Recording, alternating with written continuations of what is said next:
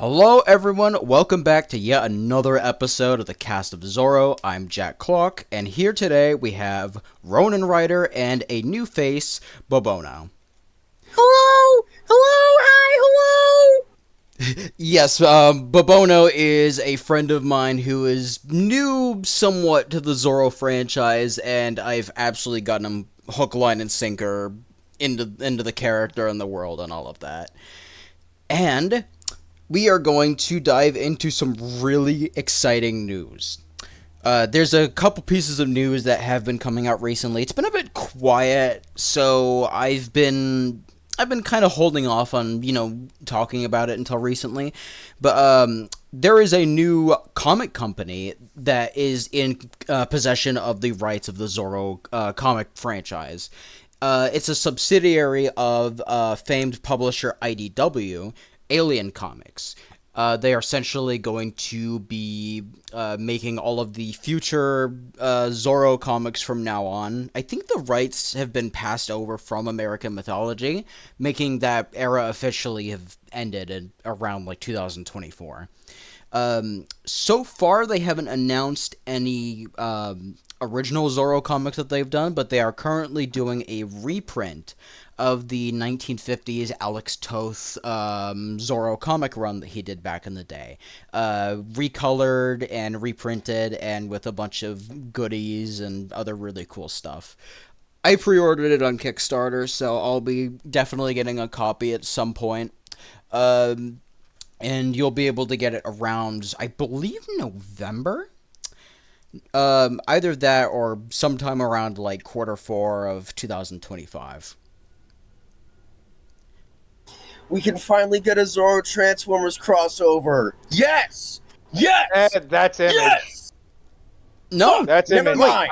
oh yeah, because the IDW doesn't do Transformers anymore. Yeah. They used to, but then it was given over to Skybound, who currently owns the rights for the Transformer comics.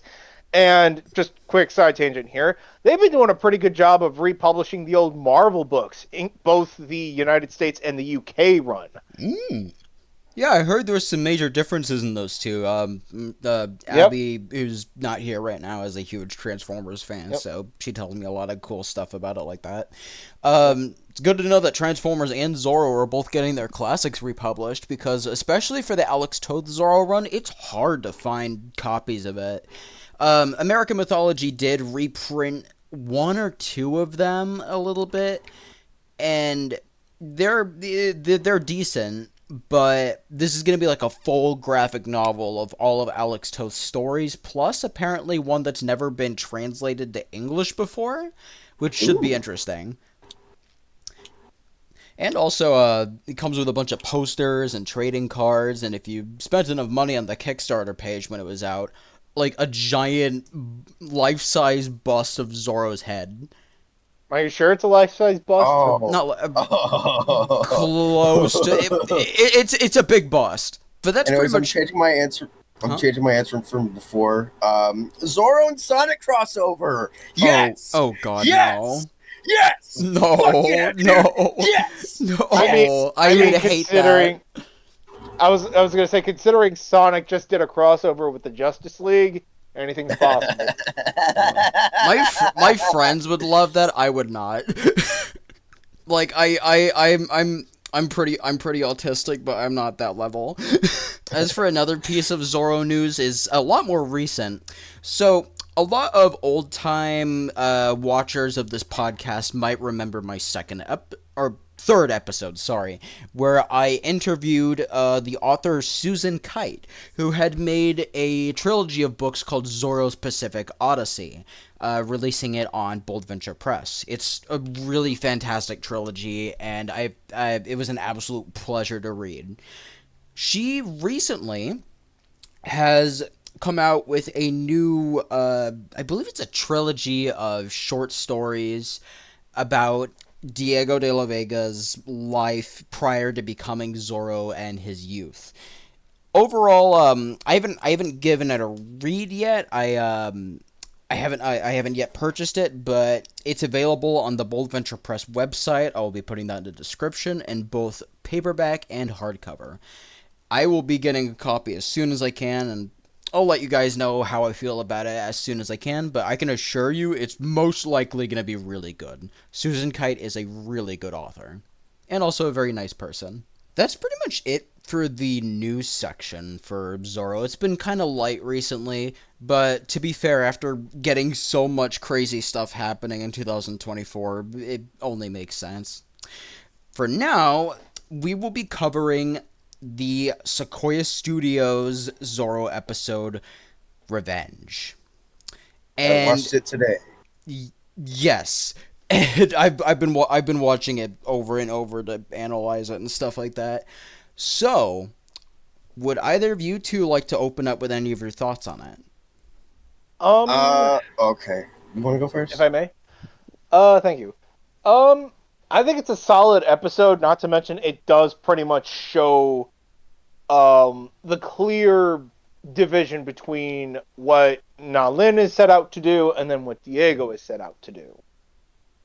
Not to mention the fact of how, like some of the people around them, although mainly the Californians, think with, the governor doing everything he can to just completely smear Zorro, all the while, people like Monasterio and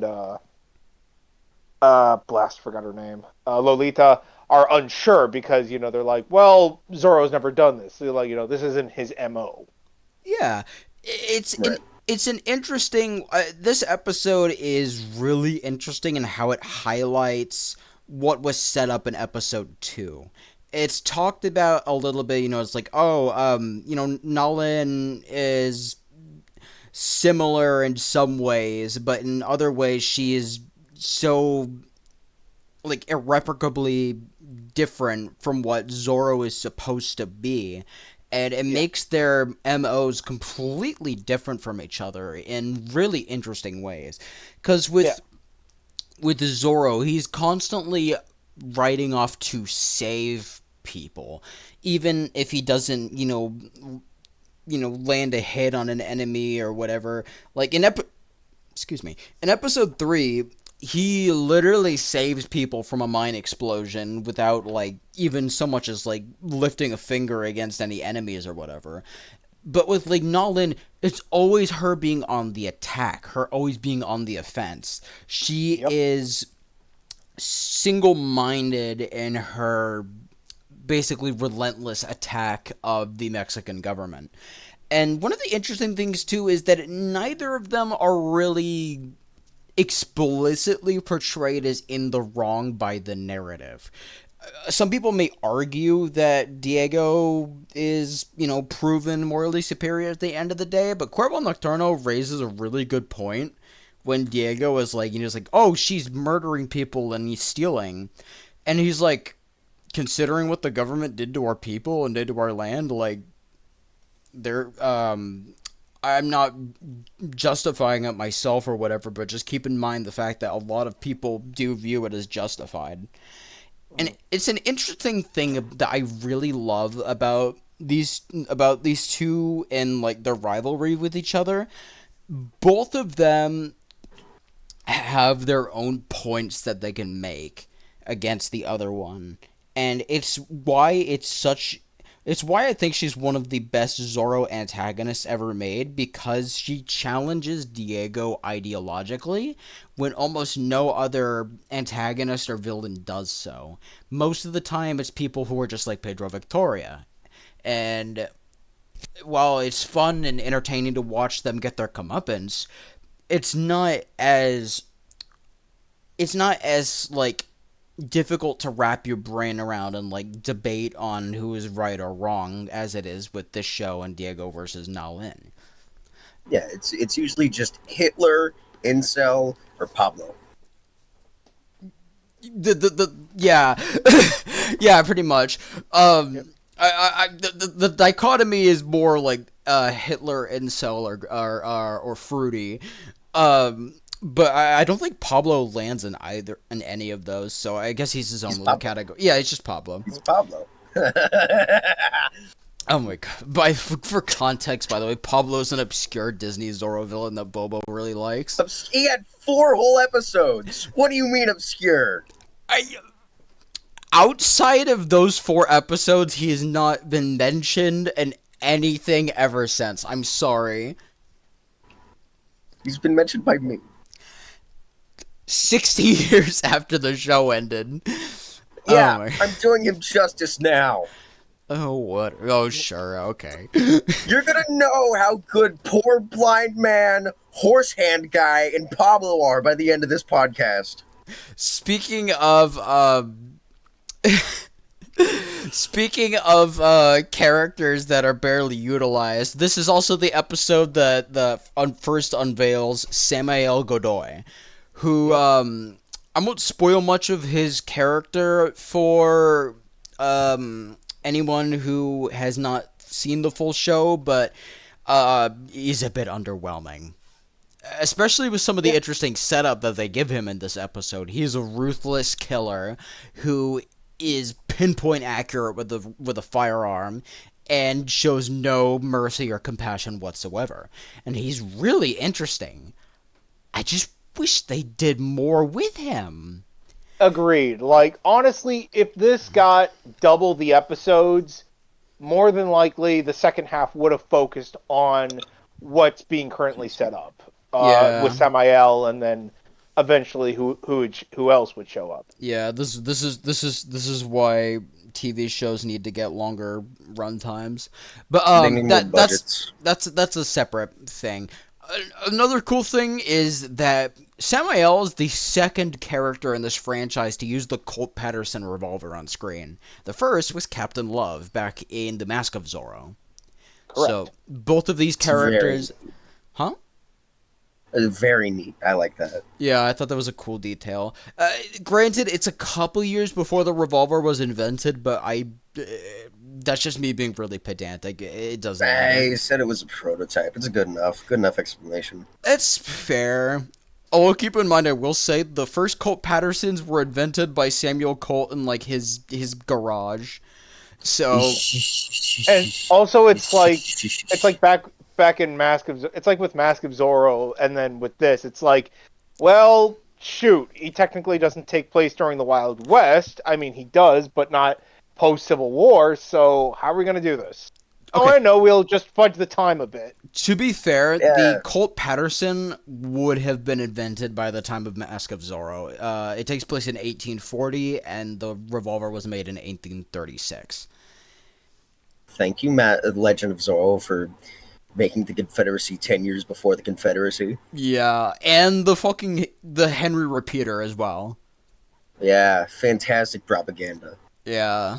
Oh my god. Well, I have to get you on a future episode, and we'll cover Legend of Zorro. I think it'll be really interesting to see you tear that movie a new one. Amazing. I hate the government. You'd honestly probably do a better job at tearing Legend of Zorro apart than a nostalgia critic. That wouldn't be very hard. Touche. Speaking of tearing things apart, Nolan in this entire episode is so terrifying.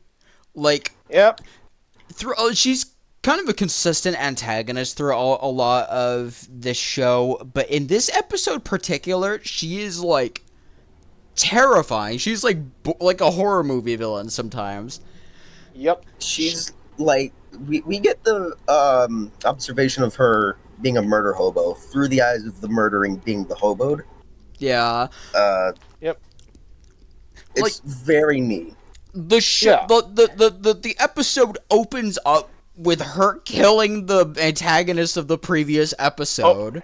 Yeah, That's I was gonna pretty say it was cool. Ramirez who is like looking who's like, you know, on the floor, like near death, and you know he looks over May.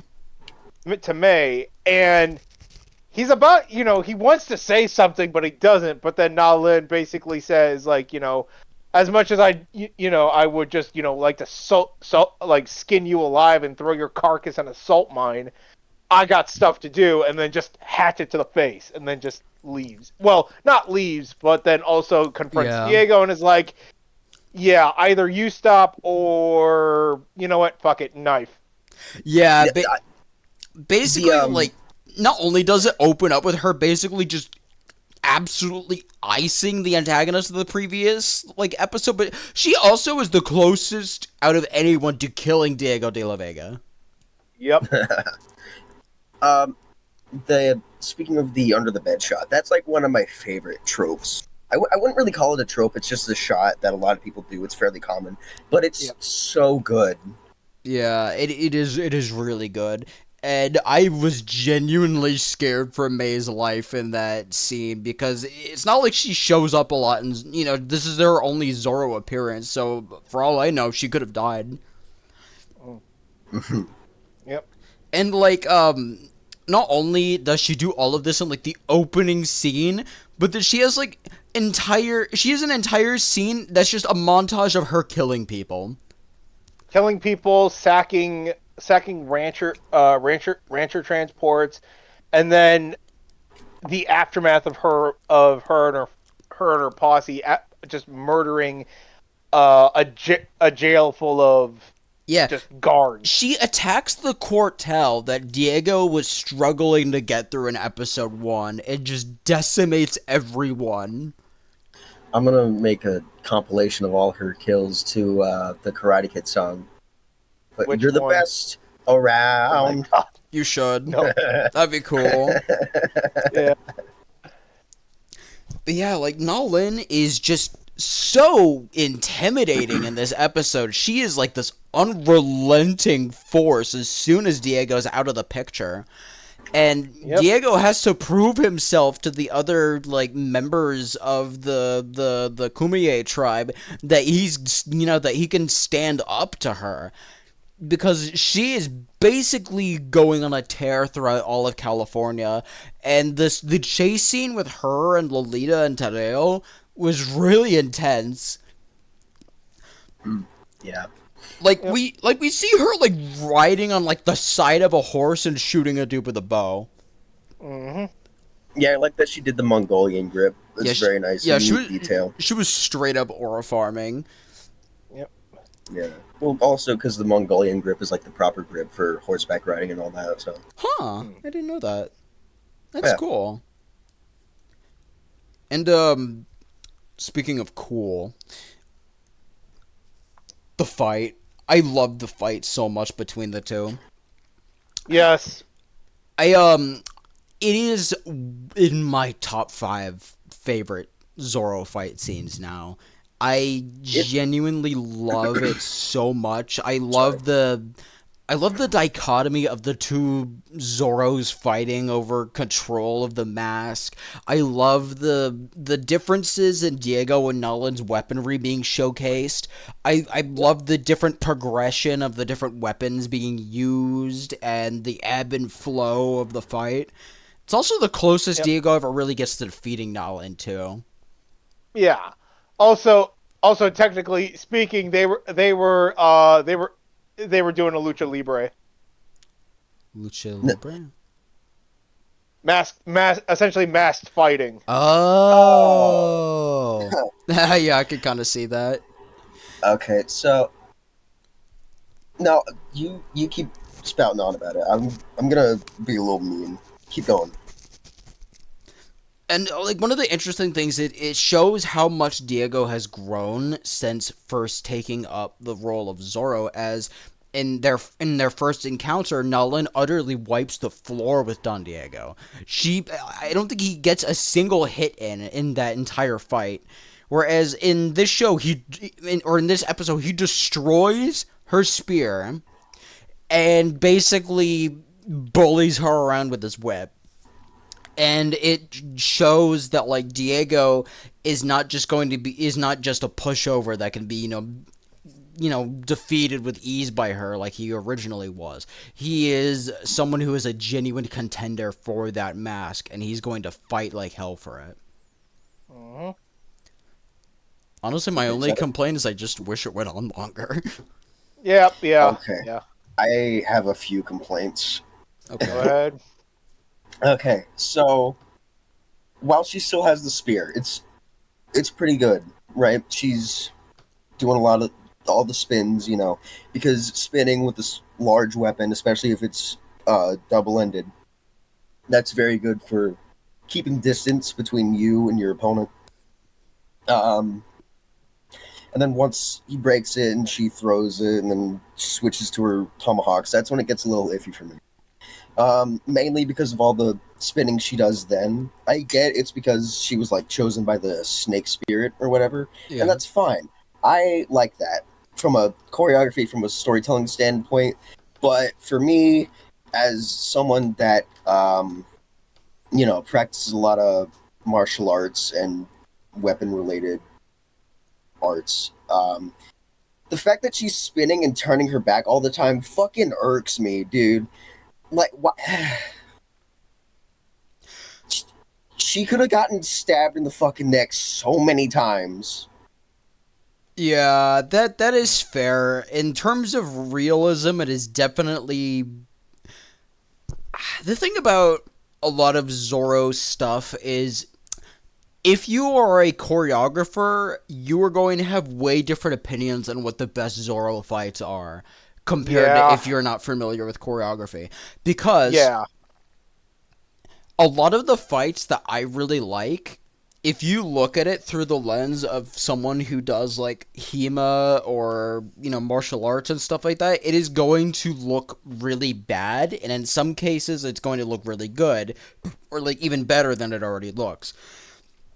Like, for example, the 1940 Mark of Zorro is usually the favorite sword fight for, people who are more knowledgeable about choreography and martial arts and stuff like that because of the amount of realism that it fencing. has. Whereas usually a lot of people who are not familiar with that will more likely say that the 1975 final battle was the best one. Yes. It usually depends. And with some Zorros, the lack of choreography and fights can sometimes ruin it for some people. For some people, it's not really. It's a whole debate people have been having for decades about which Zorro has good or bad fights. Right? Yeah. I'm not saying it's a bad fight. It's a very good fight.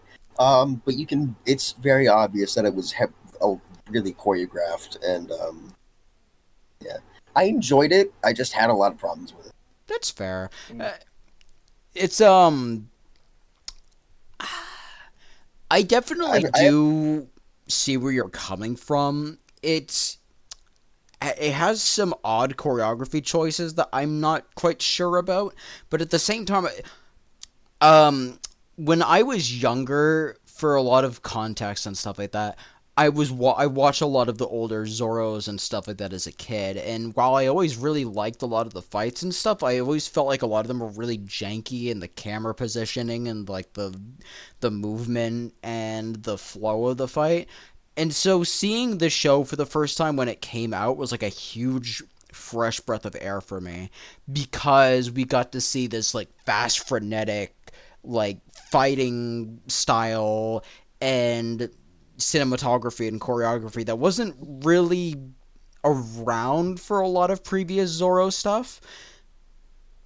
Like I've the Antonio Banderas films are a bit of an exception, but even then sometimes it's hard to explain. I will say all of the fights are very well shot, and the fight from episode 3 in the hallway was very good. Oh yeah, that we absolutely gushed about that fight scene last episode. It's so good. Yeah, I like the bit where he wraps the whip around his arm and then uses protection and bracing and all that. That's nice. I like that. It's a neat little touch. Yeah, and I loved in the fight in this episode, like seeing him like dual wield the whip and the sword, like just hacking Yep. away at Nalin. Oh my god, I don't that think she got hit by the whip no, outside of disarming. yeah, no, No. like none of them really got like hit by Yeah. each other's weapons. They're mostly just getting disarmed, which I Yeah. think is interesting. Basically, the two of them are just like at such an equal level that don't really they're not really able to land like a full hit on each other. Yeah. Also, to talk about an earlier scene. Well, at least a scene that happens in between, like, the beginning of the episode and the fight. When Diego's pretty much recovered, and no, and like during the recovery, like reads the paper and sees that not only is Nolan on the offensive, but also the governor is taking taking all the punishment out on the natives. And so once he recovers, he pays him a visit. The governor is just completely just unbothered by the man just breaking into his home. And it's ridiculous, but then when he gets the point across by carving the mark, like that's when he realizes, okay, yeah, this is going to be I might have to worry a minute. Also, I Yeah, just had big when I'm done cutting your uniform, I'll cut your heart out from the 70s Zorro Oh yeah, there's vibes. some similarities with that. Yeah, I I love. do like that the entire time he's just like, yeah, bitch, what you gonna do? Huh? Pussy. You ain't gonna do shit. You ain't gonna do shit. And then he immediately gets a little bit humbled. Yeah, Yep. Pedro Victoria is very intimidating in the show. I will say though, He's got aura. I think he's a bit generic, but in a show where there's like a ton of And morally gray antagonist characters, I think it's okay to have a little bit of evil governor as a treat. In the incel Hitler fruity categories of villains, Pedro Victoria is definitely like full on Hitler. He is like a terrifying, like authoritarian who wants to commit genocide against the Native American people, and he's a genuine menace. Like every time he is on screen, he's really terrifying. Even for like Oh, poor Monasterio, who has to like deal with him. yeah, Monasterio basically has to bite his tongue and just be like, "Yes, sir. Sorry, sir.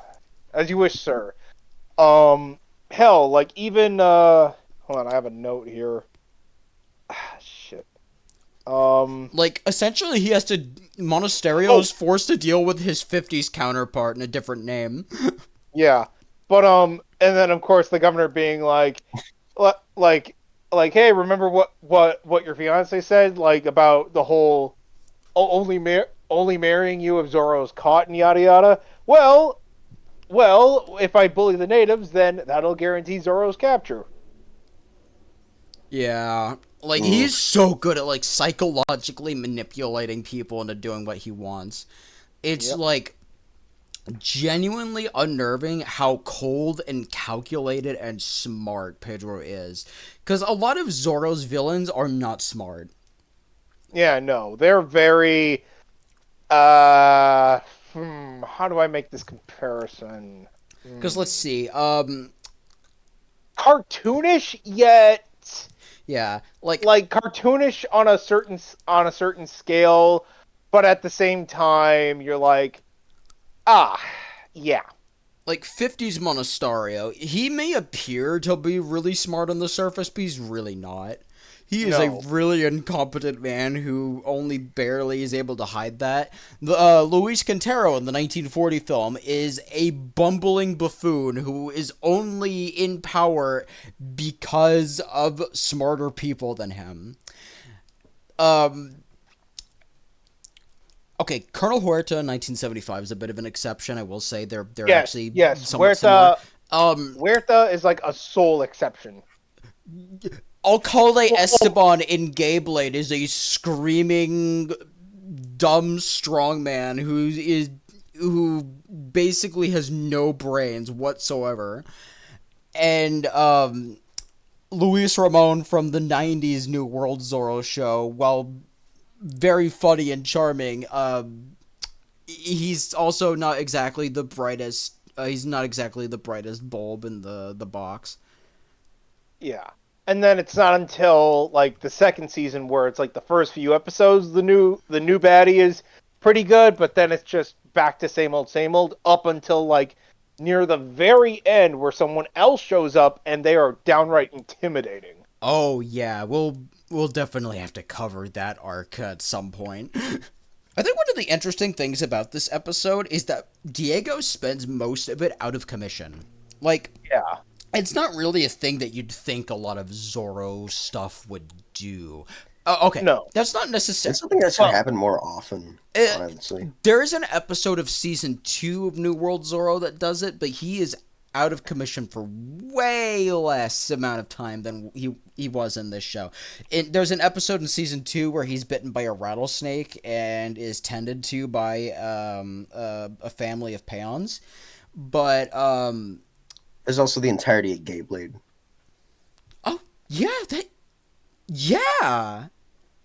Oh my. Okay, yeah, fair. Yeah, there's that. There's Gay Blade, and I think that's it. Unless I'm missing something, I'd have to think about it. And it's all I can really I don't think think about there right was. now. I don't know if there was Okay. an episode in Disney. I think there was one episode in Disney Zorro.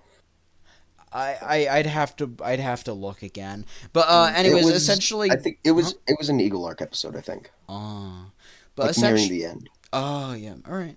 But essentially, Diego is completely and utterly powerless for about 80% of this episode. And it is really genuinely interesting to see how that kind of affects him and the people around him. He spends most of his time recuperating and basically being utterly distraught at Nolan's constant rampaging and destruction while he's completely powerless to do anything to stop her. And yep. And the second he tries to do something, well, more likely trying to save Lolita's hide, he reopens his wound and is like, shit, I'm out. yeah. And then just He was just being shut too down. stinky. Yeah. Like, it's really interesting, too, and especially poor Bernardo having to, like, bind his wounds with gunpowder and having to like, him and May barely saving his life. Like, Yep. that scene still makes me cringe, like, when I watch it. I really like the gunpowder thing. That's not something you see a lot for some reason, even though it's like I an always actual thing. Yeah. I always associate it with Rambo. Oh yeah, I'm well, not. that's because it's like a last ditch effort thing. Yeah, I've not seen Rambo, so I wouldn't know. Are you fucking kidding me? Well, it's in the How much have third, you not seen? probably a lot. A lot. Yeah. God, I gotta show you so much, Pookie. But with Bernardo, the bit with Bernardo having to take care of him after May comes up from the lair with the mask, and he just takes that as you just see the look on his face where he's like, no, I don't want to lose I've already lost One day Alejandro. Yeah. I don't want to lose this kid that I've helped raise. I absolutely love Bernardo in this show. He's so good. He is so he interesting. He is the second father / Alfred. I think the fact that they actually do sign language for him instead of the charades from 1957, that's like my only problem with Bernardo in that show. Yeah, like he actually does ASL in this show, and like it's actual ASL. Apparently, yes. Obviously, it's not entirely historically accurate, but it's more feasible than Bernardo going with his hands while cartoon sound effects diegetically he can just play. Do that. Yeah, no, he can just do that. Yeah, no, sorry, yeah, they're not diegetic. He just makes those sounds. Like, it would be really funny if, like, one of those noises coming from your manservant. Oh, that is just how Bernardo talks, senor. Bing, bing, bing. Oh, wait, so he's, trying to remember the dude's name. Like, did all the sound effects, Police Academy. Fuck. I'm dating myself. I am really dating myself here. Yeah, you are. It's time for bed, Grandpa. But I am not that old, damn it. But all we need right, all we need now of Bernardo in season 2. Michael Winslow. I don't know. Oh, I like Michael Winslow. But I was gonna say if you've seen Spaceballs, you've seen him. Oh. I've lost the beeps. I've lost the sweeps. I've lost the creeps. It's been a Yes. while since I've That's seen it. not I all have he's to see it lost. again. But There's a sequel coming out. You gotta see it now. yeah, fair. But yeah, Bernardo in this show is really good. He's so one of the interesting things about Sequoia Studios Zorro, and I'm going to cover this a lot more in depth in future parts of my video essay that I've been slowly releasing in increments on my channel. And it's the emotional intelligence of a lot of the characters, especially like a lot of the male characters too, since it's something that you don't see in a lot of stories, even like Zorro stories. Like Bernardo is an emotionally complex character. You can tell that he's an emotionally complex character despite not having any dialogue. He's really interesting, and seeing him terrified for Diego and trying to do everything in his power to make sure he doesn't die was just so compelling and heartbreaking. Like, you could really tell that he just hated having to do the treatment that he did for Diego to save him. Yep. Yeah. Overall, like, Yeah, 'cause- Oh shit! Sorry. No, it's alright. I was just gonna be rambling anyways. What were we saying? Sorry, I was dying, Damn. and then I forgot what I was gonna say. Oh, fair. Yeah, Bernardo is. He's just a really fun character in general, and like, I don't think he's the best version of Bernardo of all time, but he's the best on screen version of Bernardo. I will say that. I think What, honestly, you don't think Zorro the Chronicles is any good? okay, we'll say this about You're Sequoia Studio. seething. I will You're say seething right now. Okay, another thing we might have to cover in the future is Zorro the Chronicles, because unrelated to this show, but like I got Bobo into Zorro by semi-ironically watching Zorro the Chronicles with him. It is so much worse than I remember. It is so much worse. I like the part where they have really good choreography for the opening scene and then never again. Yeah, Over in Orange, yeah, it is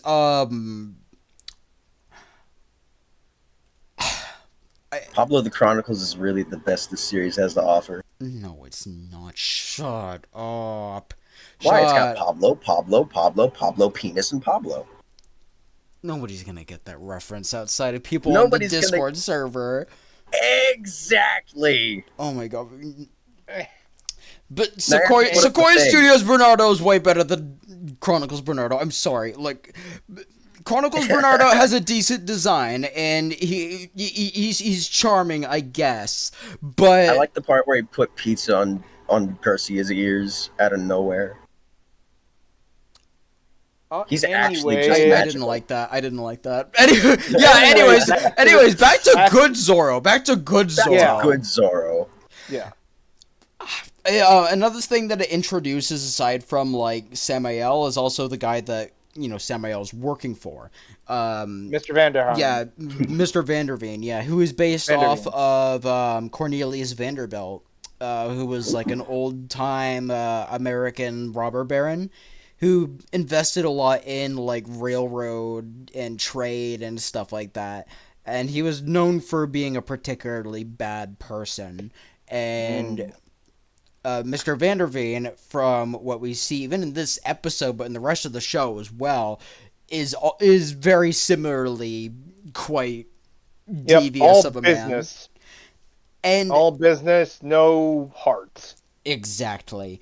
And it's really interesting. I hope if they do season 2 of the show, we still have no idea yet. I hope we do get to see more of him. But so far, most of what we have with him and Samael, to an even worse extent, is set up. But a lot of what we get with him is really good setup. I actually really like Vanderveen a lot. He's really interesting. But we'll see more of him as the show progresses. Another introduction that this show does is the Clan of the Bear. The Yes. granted, there's been some small hints, and obviously we see them in the Yep. beginning with Alejandro and Paul Manquilker beating the utter crap out of them. But we Yep. actually finally get to learn about what their kind of their MO is. Like, they're essentially the secret society that is like planning stuff. They view both the governor and Zorro as their enemies. They're discussing plans about what they should do with both of them, and it's set up for a payoff that happens in later episodes, but it is really Yep. cool to see like the beginning of one of the overarching villains of the show to come to fruition. Agreed. And the fact that they're basically like, so now that Zorro's killing people, so like, what the hell do we do? For now, we do nothing. We're gonna see how this works out, and we take out whoever's left. Exactly, and I love that too. Like, there's such an interesting antagonist because they're like a third party in a lot of the Zorro versus Governor shenanigans. Yep. Technically, there have been some villains that have been like that before. But like the thing is that, like, for example, like the Eagle, which is a similar kind of like leader of a secret society, like a lot of his agents melded into the Spanish government and military, and it felt less overt, I guess, if that makes sense, until like around like the last part of the arc. But like with the clan of the bear, like they are a fully present faction that are warring both against the Mexican Republic and also Zorro and Nalen. And I think they're a really interesting kind of group to have too, because Zorro is no stranger to secret societies, but not necessarily like them. We have the Knights of Aragon in The Legend of Zorro, but they aren't fleshed out in the movie. They're fleshed out a bit more in the novelization, which is way better than the movie. And we have, of course, That's not very hard. we have Logisticia, which is the people that trained Diego into becoming Zorro in some iterations. But the Clan of the Bear is, I'd argue, the most prevalent secret society in the franchise since they appear as major characters and antagonists in this show.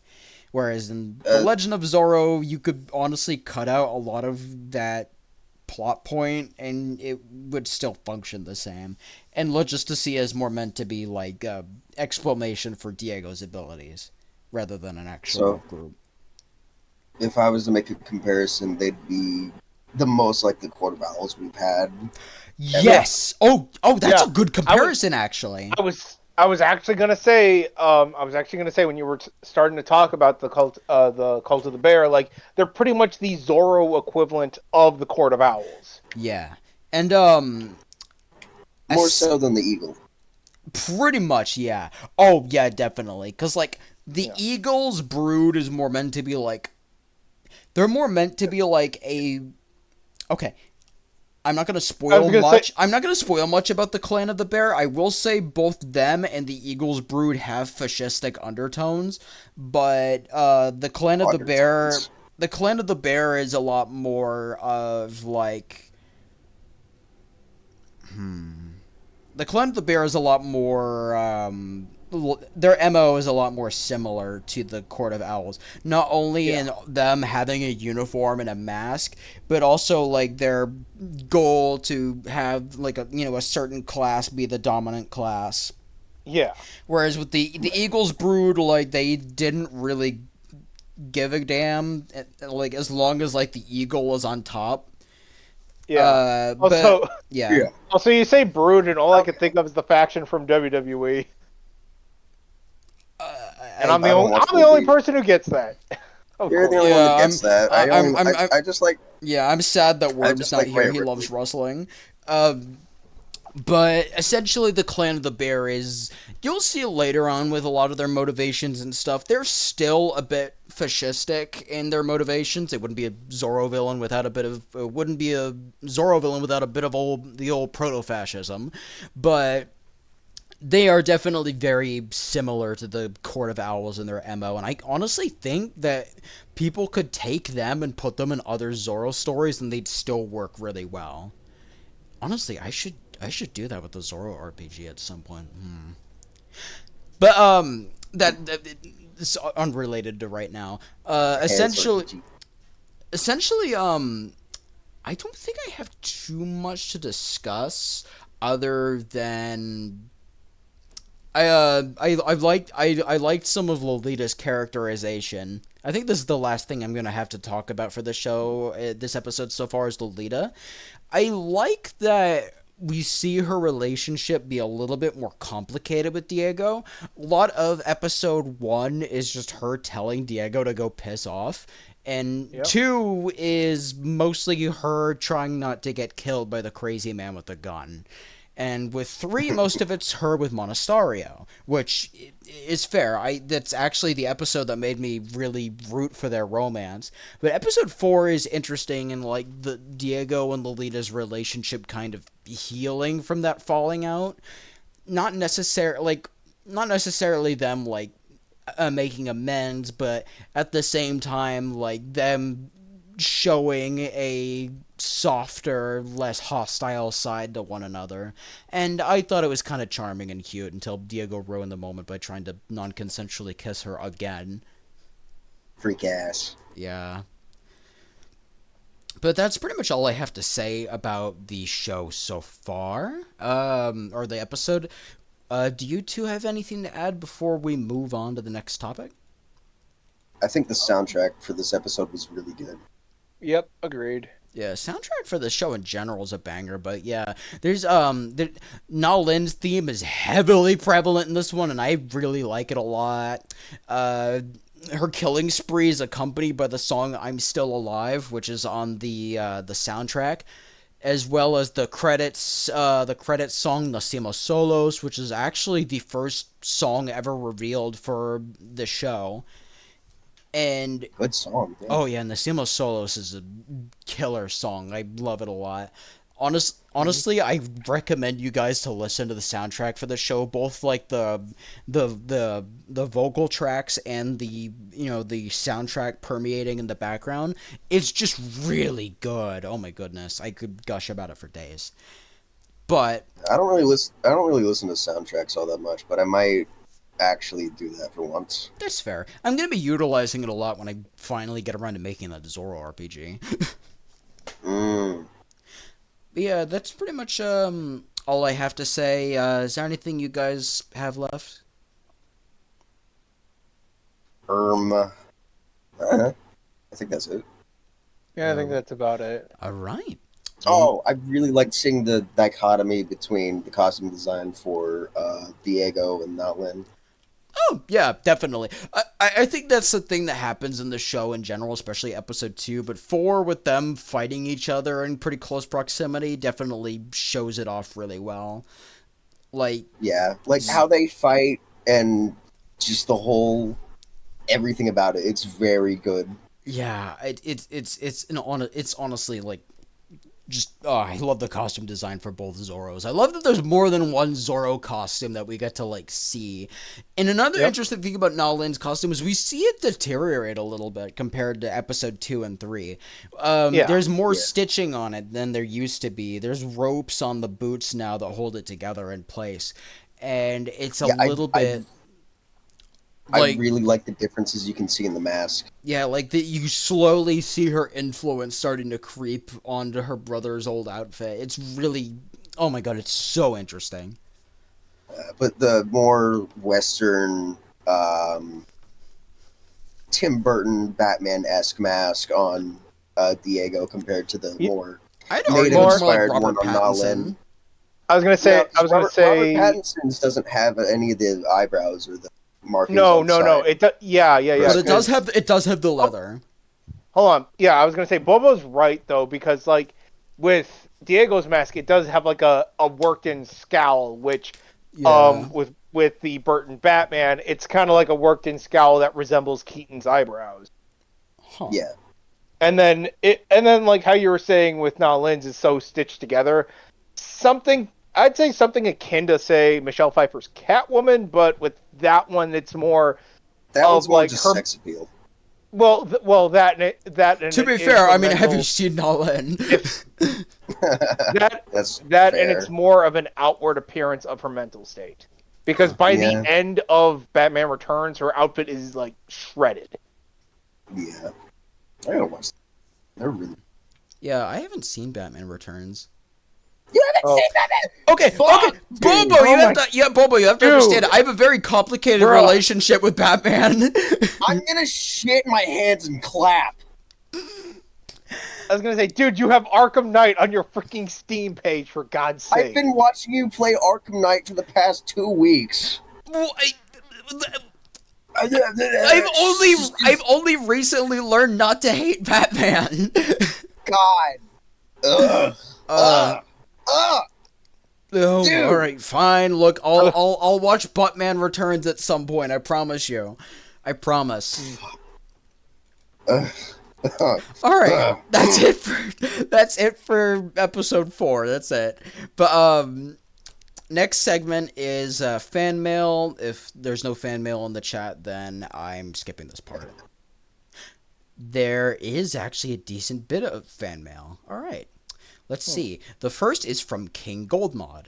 And it says, your guys' thoughts on location shooting versus constructed sets for Zorro films and TV. I'm curious. Ooh. Sincerely, Ooh. the local madman who isn't Steve Buscemi. Okay. So That's- really, it just depends, honestly.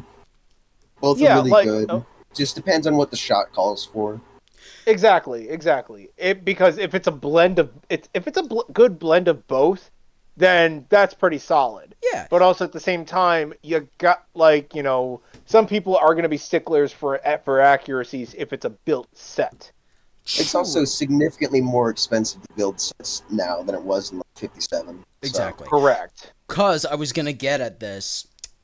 The 1957 Disney Zorro, that is almost all a constructed set. I think there's a few places that are on location, such as the Mission, but the most of the Pueblo was in the Disney backlot, and was actually up for decades.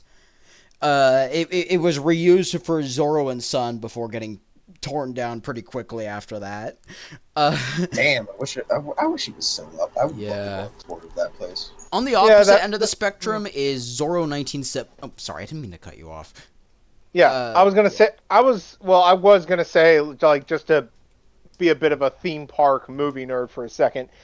It would have been cool if they kept that up, but at the same time, it would not have lasted up until like say the 80s or 90s when Michael Eisner was around, because there was a point. Hell, the whole point of Disney Hollywood Studios, or MGM Studios as it was called, was to essentially compete with Universal and have their own little backlot, which both Florida locations tried it, didn't work at all because of how congested crowds were. Yeah, that's fair. Also, Florida's just hot, dude. It sucks here. Yeah, Yep. Hello, I'm the resident Florida man for the Zorro community. Hello. real. I forgot to mention that. You forgot to mention that, actually. I'm so sorry to hear, but also it's not very surprising. You definitely are the Florida man of the Zorro fandom now. Yeah, I was gonna say considering the psychopaths and numpties that are in that state, yeah. Yeah. I'm the only one. No, I'm the first one to make an Icon Blood edit with Pablo. Yeah, you are not sane. You and I are the only two true weirdos on the Zorro Discord server. Everyone else is a stable human being except for us two. I was gonna say, so the opposite end of the spectrum with Disney Zorro is the 1975 film. The ultimate climactic, sword fight and third act take place on an entirely unconstructed set. Like, you can go to the exact place Elaine Delon and Stanley Baker had their climactic duel, like, today, 50 years later. And Fantastic. I'm gonna go there. yeah, it's in Spain, I believe, and I'm not gonna go there. That's too expensive. Oh, yeah, fair. I'm not going there either. An interesting thing, though, is there's a bit of an in-between with Sequoia Studios Zorro. Half of the sets there they built, half of them were not. It's an interesting kind of half and half dichotomy, especially since a lot of their sets were first built practically with then CGI stuff added on top to make it look even more bustling. And it's done really well to the point where it's like I've been watching the show with people who've been watching Zorro for decades, for very long amounts of time, and they see the sets, and then they see the sets of like the older Zorros, and it just blows them away. The Sequoia Studios Zorro, I think, does a really good middle ground between having a constructed set versus location shooting, that the two can very much coexist. Some of the places that are shot are basically just the wilds of the Spanish Canary Islands, and some of them are the sets of the towns and haciendas constructed for the show. I think that both have a place in Zorro. I think especially especially since there's more and more just civilization existing around the world and less wilderness and stuff to build sets off of or location shoot. I think it's fair to I think it's fair to make sets and stuff like that. But if you are ever able to do location shooting, just pure location shooting, like, yeah, absolutely go for it. Yeah, The it huh? can look better, and it is usually cheaper depending on Yeah. the taste. The next one is from Possible JoJo Part 7 Enjoyer. Zorro cosplays at all? And if so, will you show the display at a con? I do have a Uh, Zorro costume. It's not. I'd update some of it before I'd really ever wear it to a con. But I do have a Zorro cosplay. I can't speak for anyone else on here, but I do have a few people on my Zorro Discord server that will post cosplays in the art chat sometimes. I've seen some really good outfits that people have made, and I'd like to get more into Zorro cosplay stuff. I've even coming up with a kind of a custom Zorro costume that I'm going to be using for more short form content on this channel. But right now I don't really like I don't think any of us have like a really good Zorro costume on us. We did interview someone a while ago who did make like movie accurate Zorro cosplays, but sadly he's not on the server anymore. I plan on making a cosplay eventually. Nice. It's You gonna be a while because I don't know shit about making I would costumes. But with I enough would like probably to. Spider-Man videos, I could probably figure it out. That's fair. Um, I would like to attempt one, and honestly, if I were to try and do one, it would more than likely be like Django posing as Zorro. Ooh, yeah, that was really good. I know exactly what you're talking about. That'd be cool. Yeah. And that's going to be all for fan mail today.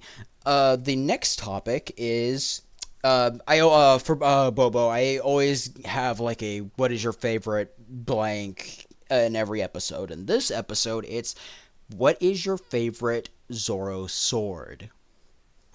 Um, I haven't watched enough Zorro definitively to give a good answer, but I do like the 57 one. That's very nice. The Like Chronicles one, ironically, is pretty pretty neat looking, despite also very obviously looking like it's made for toys. yeah, which is really funny because there's no toys of it. There's one. Wait, actually, hold on, I'm looking this up. Oh yeah, look on the Zorbo the Chronicle website. Right. I have other characters tabbed. I don't know why. Sadly, no action figures. There is some. Oh yeah, no, absolute no action figures, never. Oh, lamb. It's one of the like. But yeah, no, there was a Zorro inflatable, Zorro the Chronicles inflatable sword. That is really funny. But yeah, it does have a decent sword. And the obviously the sabers from the Disney Zorro are iconic in their own right. Oh yeah, those things are beautiful. Yeah, there's a reason that everyone was like using everyone had one of those in that show. Like they just all looked really nice. Yeah. How about Also because like um, the sabers on the soldiers specifically, standard issue or whatever. Oh yeah, I do like that the soldiers had their unique like big hefty sabers, especially Garcia, and like it gave a bit of personality with a lot of them, especially since like Monasterio, for example, used a standard like fencing sword, while as a lot of the other soldiers used like big military sabers. It's really interesting. How about you, Ronan? Favorite Zorro swords. Uh, it again, like I've watched a decent bit of Zorro material. It's just like not enough to make like like a what's the word? Like a solid answer. But for now, it's kind of a tie between the Amazon series and the '90s sword, the Banderas one. Ooh, yeah, that one's a good one. That one is definitely on my mind for like a really like definitely like top five. The I don't know, the mask duology. That one had a pretty. Yeah, it's the spadroon that they used for that show. It's like really good. It has a really unique look to it too that separates it from other swords and stuff, and it gives Zorro a bit more like of a unique character than he already kind of a bit of more of a unique profile than he already has. And I Yeah. yeah, it looks really cool. And it's so shiny and silvery, and like the sunlight glinting off of it in that one scene. Oh my goodness. Oh, perfect. Yeah. There's a reason why people have replicas of that in real life, and I need to get one. I need to get one, Since honestly. since we're on the topic of Zoro swords, have you seen the Cell Sword Arts video? Um, I have not. I know he's made stuff about Zorbo, but I haven't fully seen it. Yeah, no. I They know I made know I know one. I know, I saw the okay. I did see the short video where he made a joke about covering different Zorro rapiers and stuff, and they're like, and he's like, "Oh, you meant the pirate guy." Well, they just made one covering the history of the rapier and how Zoro is by the sheer technicality using a Viking sword because it evolved from that. Huh. I'll definitely have to check that out at some point. But yeah, Thanks for recommending. it's just a short. All right. Yeah, I mean, I'll definitely check it out at some point. I actually really like talking a lot about Zorro costumes and swords and like the different stuff that goes into a lot of them. A lot of people are not. Here's the thing. A lot of people are not on the same level of Zortism to be able to discuss the differences in the costumes and the swords and all the different masks and stuff. So I'm like a Spider-Man fan. I'm already on that. oh yeah, to a lesser extent, I'm that with Spider-Man. I also watch probably Spider-Man, and I'm gonna be real. A lot of my short form content is basically gonna emulate him and Bat Spectre, but for Zorro. And I oh, by the way, I should probably actually answer what my favorite Zorro sword is. This one is going to be so out of left field because I bashed this design for the character constantly, but the 1974 Mark of Zorro. Okay, in general, I love the cup hilt rapier. It just looks so clean. Like Yeah, that and the that's a nice sword. that and the Paramount Plus Zorro. Those two have a really excuse me, they have a really beautiful like cup hilt rapier design, and it just looks so clean, and it looks, I don't know, it just has a nice profile to it, especially since the cup hilt is a very Spanish design for a rapier. A lot of Yeah. the I believe a lot of the designs are usually like Italian or French in Zorro swords, but like Like the cup hilt. Okay, I think the British also use it to some extent, but it's mainly Spanish, Yeah. and it just fits Zorro so well. It just fits him so much. And on the topic of French weapons as well, the Alain Delon sword, the one from the 1975 film, that one looks really cool too. Like that one looks like a weapon of mass destruction when he uses it, which is really funny too because he's one of the Zorros with a no kill rule. Also, that's just really funny too that both of the Zorros with a major no kill rule have some of the most threatening looking swords. Like they make a point out of this with the Duncan Regeer Zoro. It's like why am I having this giant hefty like murder saber? I'm not planning on killing anyone. Wait, what? Yeah. Oh, In the I'm not looking at the swords. I'm going to pretend I know what you're talking about. okay, in The Legend Begins, Diego's fencing master gives him his prized fencing saber that he uses in competitions. And Diego's like, I'm not going to have any use for this out in the new world. I'm not going to be killing anyone. Because essentially this saber is made to chop people into pieces. And yet he doesn't use it for that.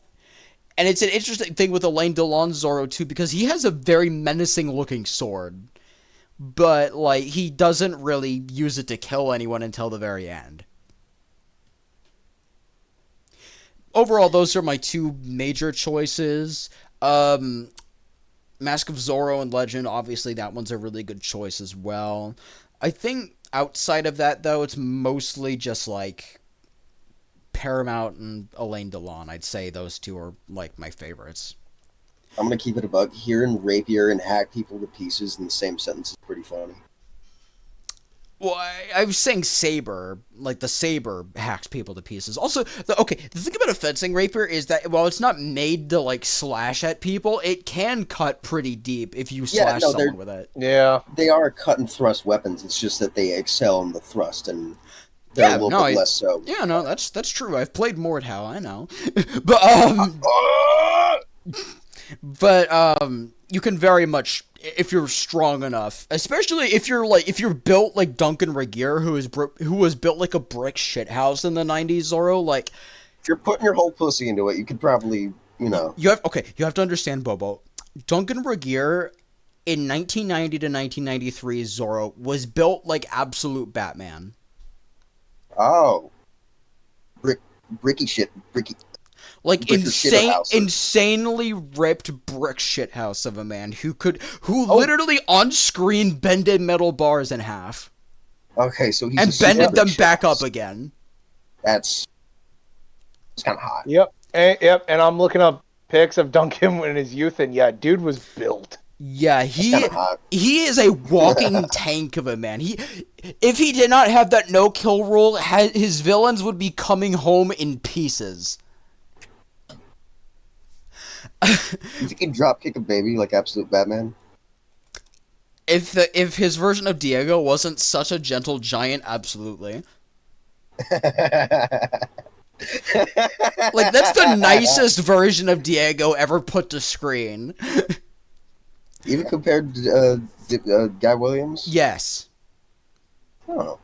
Yes, even compared to Guy Williams Diego. And Guy Williams Diego is very kind, but Duncan Regeer Zorro is like even kinder.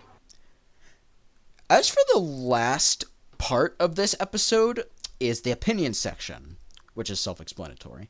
What is required for a good Zorro story in terms of tropes, character choices, etc.? Garcia. Okay, other than Garcia. Pablo. No, I'm not accepting that. I don't know. I haven't watched enough Zorro. That's fair. What about you, Ronan? Well, obviously having like key characters from the overall what's the franchise? word? Lineage? Franchise, yeah. So like having someone who is like Bernardo or someone who is akin to Bernardo or even Don Alejandro. And of course as much as you explained in your why the villains of Zorro video that one of the biggest constants is a governor, a captain, and a bumbling sergeant. Yeah. Like, Mm. every version of Zorro has at least two of those, except, Yeah. I mean, Legend of Zorro has an excuse since the previous film did that. Yeah. But and then of course like the action and the stunts have to be engaging. Like show us more of the very swashbuckling. Yeah. Yeah. Okay. So And one yeah. other thing is that and also obviously a compelling story that works in pretty much the constant message of Zorro of crooked and corrupt ways of governments, of like how evil, very terrible men can bend the law to their will, and as Diego says in in the show itself, my bad, is if the law does not serve justice, justice must not serve the law. Exactly. I. Yeah. So Mhm. from what I've seen so far, I'd say there's a lot of things that make it, but so long as it isn't made for 5-year-olds, blatant propaganda, or there's one more. As long as it's not Legends of Zorro, Nephews of Zorro, or Zorro the Chronicles, it's whatever. Yeah, that's fair. I think definitely for me, the most important part of it as I grow older is the social themes of justice prevailing over evil, of the forces of inequality and oppression and hatred and greed being rebelled against and stopped. I think as I've gotten older and as I've seen more cruelty rising in, general society, as I've seen more countries fall to fascism and more violence and inequality appearing everywhere, I think having a character like Zorro who rights those wrongs and stands up for those who cannot stand up for themselves just is absolutely perfect for our modern day and age in a way that not a lot of pulp heroes exactly are. Yeah. Um, Right. and That is a fantastic way of putting it. I and don't of think I could have course, put it any better. thank you. And of course, I don't think every version of Zorro needs swords or swordplay, but every Zorro needs to have a swashbuckling, whimsical aspect to it. They're because even the gun Zorros and stuff, they still have a lot of that kind of like pulpy adventure kind of thrill ride vibe. And even like the more serious, grounded ones, like Sequoia Studios Zorro, it still feels like an interesting, fun adventure. Like it still has a lot of the pulp elements to it that make Zorro so fun and vibrant. And of course, like, while I don't think Zorro necessarily always has to take place in Spanish California, there's some Zorro stories that are really interesting that don't. The nature of Spanish California during the time is as much of a character in Zorro's stories as Gotham is in Batman. The Mm. the brick houses and presidios and haciendas of Zorro are as iconic to the character as the gargoyles and rusted skyscrapers and and rotted prisons of Batman. And it adds so much character in a way that not a lot of superheroes or stories in the Wild West or stuff have. It's a very unique setting that houses this very unique character. And I don't think it's required for Zorro to necessarily be in Spanish California all the time. As I mentioned before with Susan Kite's Zorro's Pacific Odyssey, which is an amazing read, Zorro spends 90% of it like outside of the country. And I've seen people say that it should always be Don Diego in Spanish California. I completely disagree with this, but a huge part of a lot of Zorro's most iconic stories is being immersed in this period of California's history, especially as someone who lives in California. I can imagine where I live, where I've walked, where I've stepped foot, how it would look 200 years ago, and it's so interesting. Yeah, I'm just gonna agree with everything you said because you're more artistic than me. That's fair. Don't worry. The more Zorbo you'll see, the more you'll understand. But overall, I think that's pretty much it for how I feel about all of that. Is there anything else you two would like to add before the episode ends? No, I'm good. I like Garcia. That's fair. Um, this is this is Jack Clock and Ronan and Bobo. This is the end of the episode. Thank you so much for tuning in. See you next time.